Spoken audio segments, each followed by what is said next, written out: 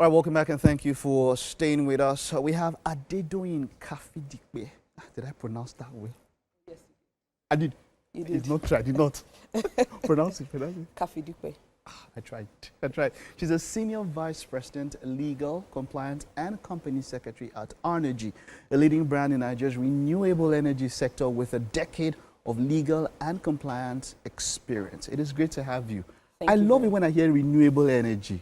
You know, and that's something that's a concept, or should I say a phrase that not many people are conversant with. When we say renewable energy and all about what you do, what does it imply?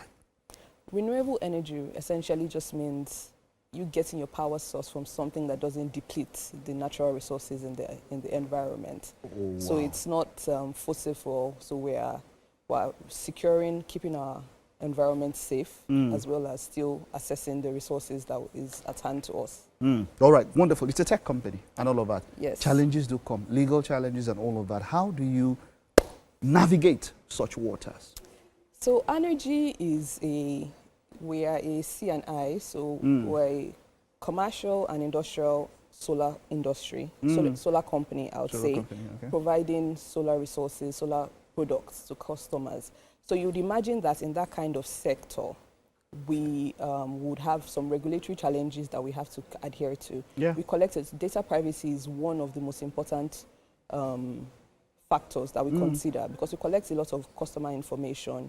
We ensure that our installations we go to people's houses. So that's exposure really. We need to ensure safeguarding our customer information. That's one.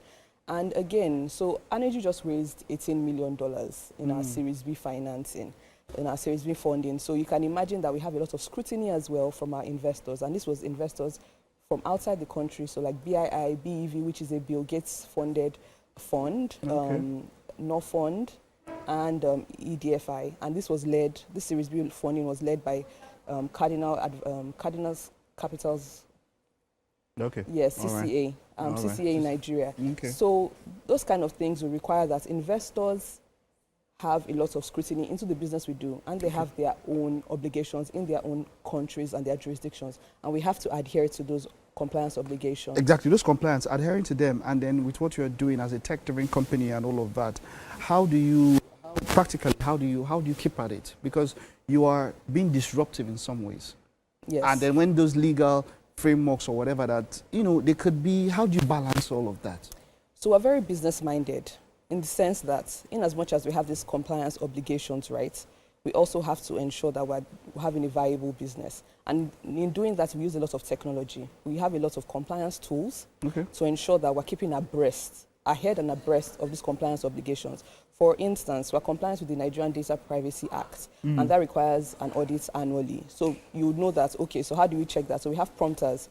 We have to ensure that these obligations that we have, so from data privacy, from even just contracting, so even just ESG obligations. So like you said, it's clean energy. So we have a lot of environmental, social governance obligations that we have to adhere to as well.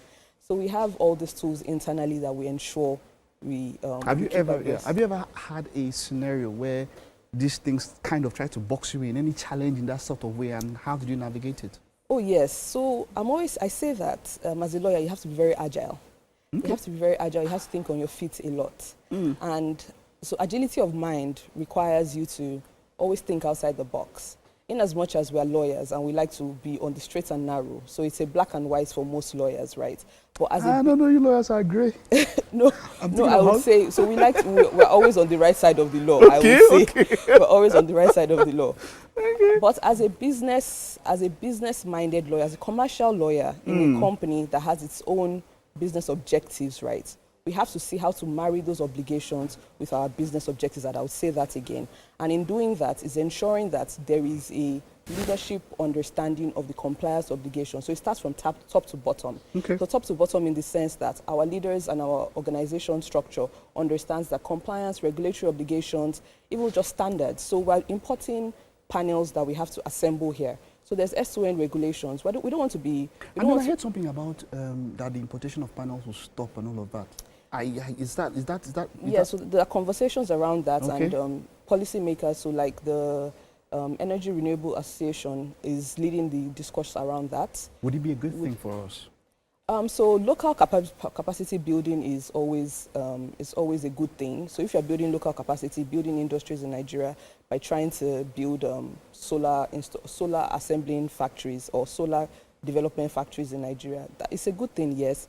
But at the time or at the stage where the industry is now, at the moment, it doesn't seem like we are ready for it. It's not the most ideal time, and we'll always advocate for a staggered approach. So this can be for a 3 to 5 year plan of how to 100%.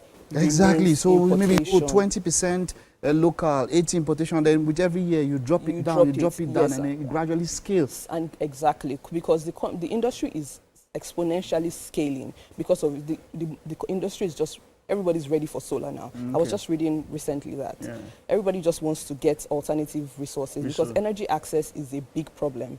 And Nigeria has a 2030 energy access target. But the only way you can achieve that is through renewable energy and power from the grid. So how do you marry that with banning this access essentially to solar panels, which would let us achieve that energy access target. Aso Rock now is now going solar now. Yes, we're going, and that is a good thing. So that is again leading from the front, it's a right? Good thing, eh? It's leading. A lot of Nigerians are not happy with it. So the major thing about solar, which I think most people should understand, and again, that's one of the innovative things that we're bringing to here at Energy, is that the entry point for solar sometimes is a bar for people, because the upfront payment, if you want to do an upfront payment for solar, might seem as if it's steep. Yeah.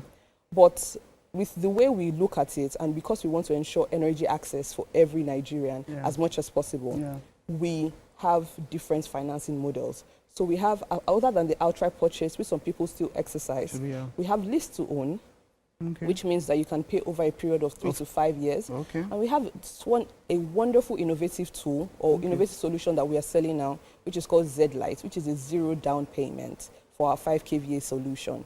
And that means that you can come in, so far you satisfy the credit criteria for the solution. You can go in the solution without any down payment. It's deployed into your home, and you pay over a 6-year period, a 5 to 6 year period. All right. So, yeah. Okay. Now, AI is a threat to everybody. Yeah. Everybody. In fact, it's there and all of that. And then with you, I mean, there's a lot of, before now, we used to call it deep fakes and it was Photoshop or whatever. It's almost into everywhere. And then you are coordinating the legal framework of all of this. How do you, in such times as this, where there's the evolution, it's just going like, I mean, people do and say anything. There's that, AI is taking over, as it were. With you, within the legal framework, how are you ready for such a particular time when those kind of challenges, that sort of challenge of AI, of course, people leading with it? I think AI is a fantastic tool, especially in the industry we are, especially where it's such a data-driven industry. So before you can predict trends, before you can ensure, you can see the energy access needs, because Nigeria, we don't even have that data to show what the energy access need of the whole entire Nigeria is. So the reason why it is data is a major issue. So data is a major issue. So in as much as AI comes with its own backdrops, which comes around transparency and biases. So there's algorithm bias that can come with data with AI because there's no human factor. The way we treat it in our end is that in as much as we're using these tools to help us predict the information we need, predict the trends that we kind of need to be able to do our business most effectively, there's also that human factor, which is enshrined into our policies, to ensure that there's always somebody back end to be able to distill that information that AI. So if you leave it just to AI, it's not going to give it. So some people might be disadvantaged. So for instance, this zero down payments obligations or zero down payment products I said. So the way you can come into the product is you filling a form to say that, yes, do I qualify or not? So that form is assessed by an AI tool. But because we know that AI sometimes has its own biases, there's another limitations. There is a back-end person that would then look through the forms again and say, oh, this person might not have understood this question and might not have provided the best answer. But you still qualify. So we're not debarring. So it's important so that we don't debar even potential customers and people that want to gain access to electricity. And then what of the case where energy. people how influence, or I don't want to say falsify data when it's like you said, it's an AI-driven system and all that? Yes. Does the person at the back end, if you are going to go through AI and somebody at the back end has to check it, why do we now need AI? Because via AI, somebody can, like you said, if somebody doesn't want, people could falsify information or data as it were that they are sending into into it. So why do we still have to? Why do we still have to use it? Because we know that AI is not the all in all. So that's it. And I think that's a realization that everybody needs to have. So AI is not all in all. AI is a product of the information you give it. So there might be extreme circumstances that are not factored into those responses that you need to then assess. So for instance, a lot of customers, before they're onboarded to us, we have to do a credit check. So that's another prong. So after you have filled your form, we'll still do a credit check. And that credit check will then give you, and that is done by a reputable organization with the consent of the customer. So go ahead. So that will then show that, okay, so you have ticked 2 boxes. You have provided the information, and we have also double-checked that information, specifically the financial information. So that gives you the safeguard. So there's transparency in the process. Customers know why we're collecting their data, for the purpose why we're collecting the data, and the essence of the processing that will be done on that data, which would include that credit check. You know, for a lot of us growing up here, it just used to be arts and science. If you were studying law, you wouldn't be talking about it. Now you're talking about data. You could even be talking about mathematics and all of that. Yeah. So it's almost like everything is now just one. For people who want to be like you, who want to have the kind of knowledge you have, who want to talk like you, who want to understand that there are legal implications to whatever things they are doing, what do people need to get themselves prepared for a career as such? So a bit of background. So before I got here, I have worked in litigation. I've worked in a small law firm. I've worked in consulting in a big 4. I have worked in a disco. I've worked in another fast-paced startup, and now I am here at Energy. So it's been a journey, and in everything. And I would say, and I say something every day, is I must learn something every day. I'm sure before I leave here, I would learn something. I was talking to somebody backstage, and I have learned something already this morning from one of the guests that will come on the show. So you need to be very agile. You need to be extremely curious about what you do. What you do and what are, it's not just even segmented to what you do and what is happening. So now I can talk about data. The reason why I became a member of the IAPP was because I could see that there was a drive to data, and I'm like, okay, this seems interesting. So how do I garner more knowledge? How do I go for sessions? How do I go for talks? How do I make sure that I'm keeping abreast of the information that can impact anything? Wonderful. We have to wrap up with that. I like what you're saying. I wish you had more time. There's so much to talk about. But curiosity, I like that. When you're curious about what you're doing, you get to learn more, and then they can be like you. Yes. Well done. Or better. Wonderful. Well, that's quite some shoes to fill in. Thank you very much for coming. Thank you so much, Mike. I know I've gotten something. This is really interesting. All right. Okay. We'll take a time out now. Stay with us. There's still more to come on the show on the second lap.